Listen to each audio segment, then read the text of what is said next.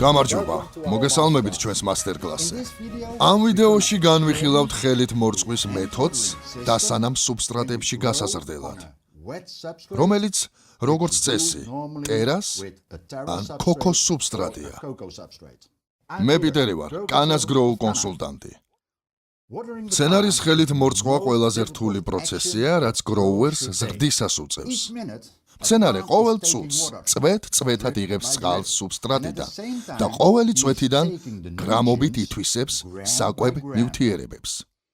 თეორიულად, როდესაც მცენარე სუბსტრატით იკვებება, ჩვენ დაუყოვნებლივ უნდა აღვადგინოთ იგი. სამწუხაროდ ეს ყოველთვის შესაძლებელი არ არის. ეს დამოკიდებულია სუბსტრატის ტიპზე. დანამოადი სუბსტრატები, როგორიცაა ტერა და ქოქო, მორწყვის შედეგად მძიმდება,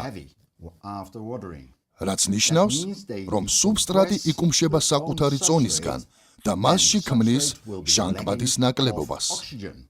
შედეგად მცენარე ვეღარ ითვისებს წყალს და საკვებ ნივთიერებებს.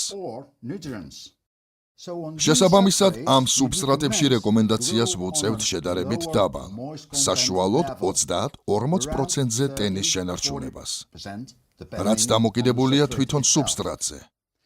ეს ნიშნავს, რომ სუბსტრატში ყოველთვის იქნება 60-დან 70%-მდე ჰაერის შემცველობა და ფესვები ყოველთვის შეძლებენ სუნთქვას. მინდა მაგალითისთვის განვიხილო 10 ლიტრიანი ქოთანი. რა თქმა უნდა, როდესაც სუბსტრატს პირველად ვრწყავთ, ყოველთვის ასხამთ წყლის მაქსიმალურ რაოდენობას, რათა ქოთანი სრულიად მოირწყას.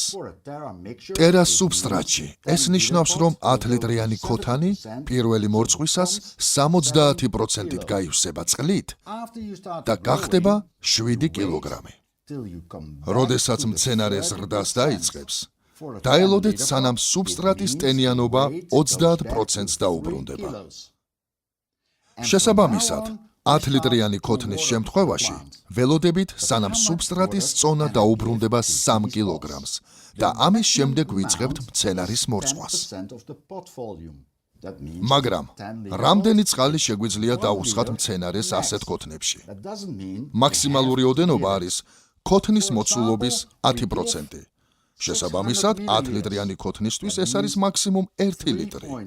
მაგრამ ეს არ ნიშნავს, რომ მცენარეს აუცილებლად ამდენი წყალი უნდა მივცეთ.